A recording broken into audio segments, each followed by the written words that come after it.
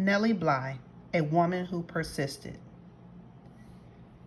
In 1887, Nellie Bly marched into the office of one of the leading newspapers in the United States and accepted a challenge to not only uncover the conditions of one of New York's notorious women's insane asylums, but claimed to be insane herself to encounter the horrible conditions firsthand.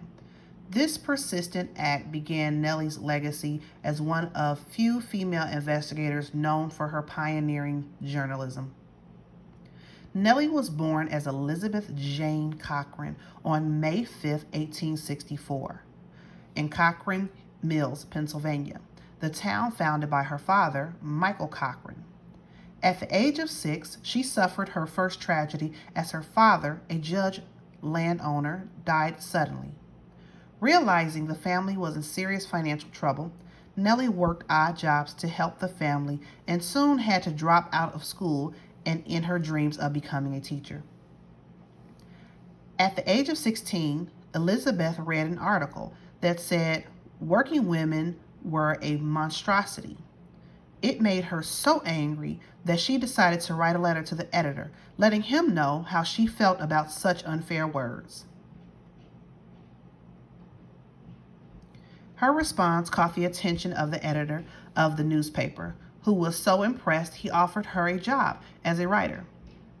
It was at this point that she changed her writing name, to Nellie Bly. She now became known as an investigative undercover reporter.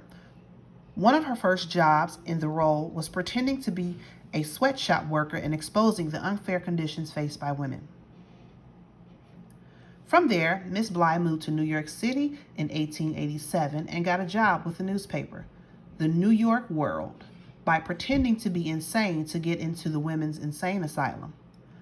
Once released, Nellie wrote about the deplorable conditions for the patients, including being fed rotten food and dirty water, ice-cold baths, and abuse by the nurses.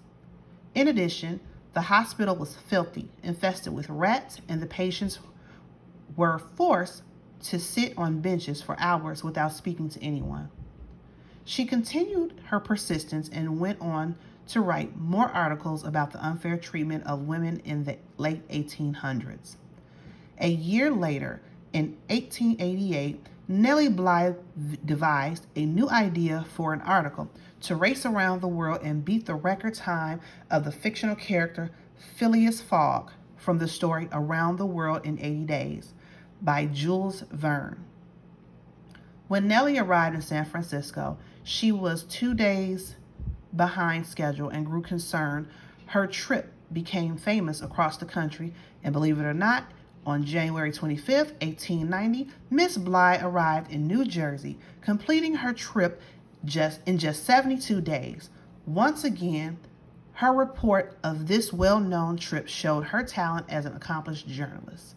Without a doubt, Nellie Bly was a woman of persistence as she continued to fight for the rights of women and prove to the world that, like men, women can accomplish anything they set their minds to.